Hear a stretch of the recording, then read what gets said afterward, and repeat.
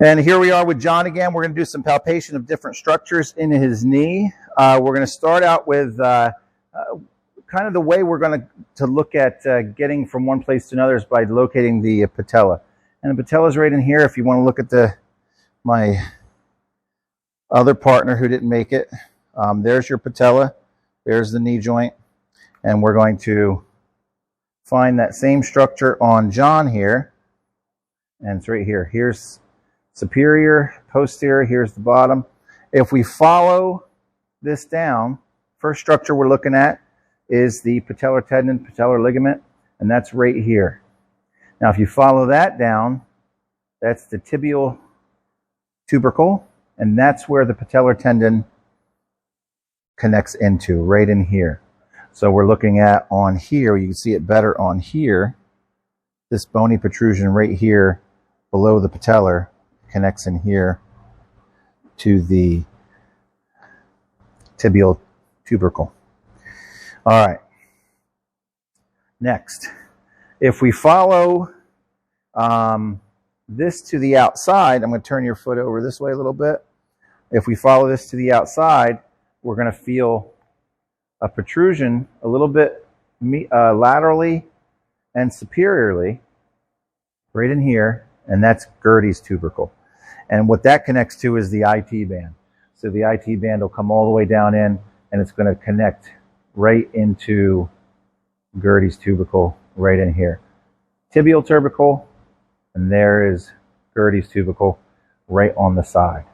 Okay, that's where your IT band will connect into. Now, we're going to take a look at the we're going to go to the inside. So what we'll do before we do that is we'll take a look at the quadriceps, since he's already in this position. Now, quadriceps is a group of 4 muscles that extend the leg.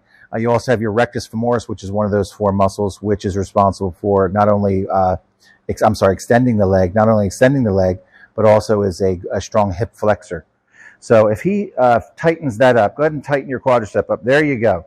So you can't really see that. You got your vastus lateralis, you have your vastus intermedialis, you have your rectus femoris, which lies on top. Your intermedialis is below, so you can't really ever see that too well.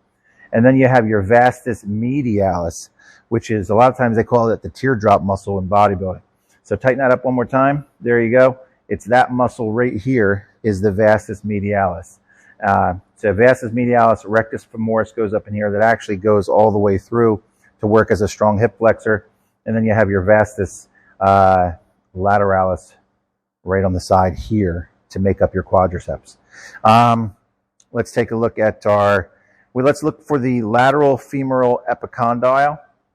So we're going to have to, actually we're going to move around, and John doesn't move around easy. I'm going to pause for a second. So what I've done here is I've turned, I've put John's knee into flexion.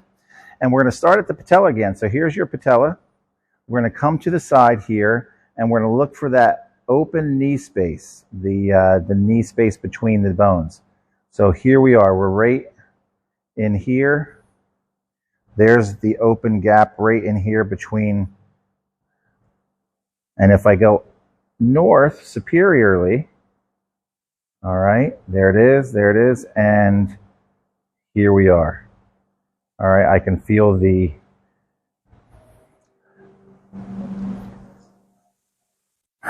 that would be we're going to look for our lateral femoral epicondyle. So here is our LCL right in here. I can feel it right, that cord-like structure right across here. And then if I go up a little higher, right here, I can feel the lateral epicondyle right in here, right there. A little lower would be the LCL. There's my joint space right here, and I can feel the LCL right there, and there's my lateral epicondyle right in here, right there. All right, next we're going to look at his medial collateral. So we're going to lower this down, and we're going to lift this one up. Let's make sure we can see what we're doing here. And we're going to do the same thing. We're going to follow from the patella down, and we're going to find the knee space right in here, between right there. So we're looking for the MCL, which is our medial collateral ligament. And the way I find that is I find the joint space between the tibia and the femur. And here we are, right there.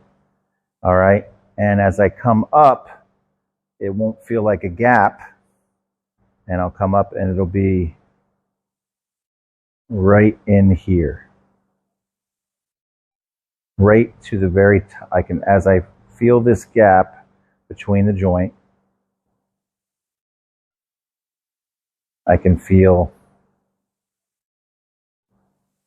the medial collateral ligament right in here. All right. And as we go in here, right here is where we're going to feel the medial epicondyle, right in there. Now, the only other thing that we need to take a look at is the greater trochanter, which is not part of the knee. Even though this is a section on the knee, that is part of the hip. And I don't know if that was a trick question, but we're going to take a look at that. So if we look at my last victim here, that is the greater trochanter. All right.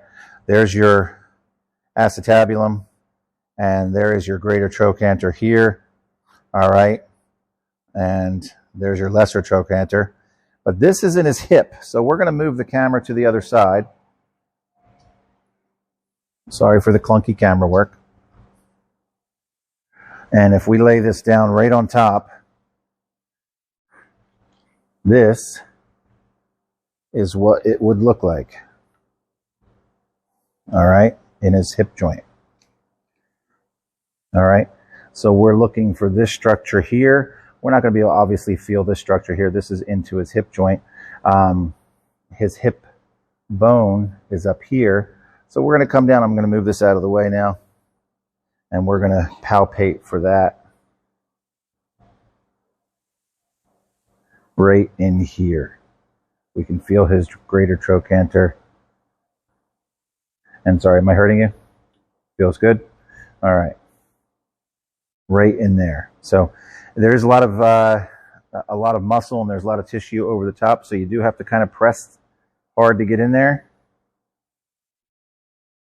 There you go. So the greater trochanter is, it's not part of the hip. It's actually, well, part of the hip joint if you want to say, but it's the top of the femur.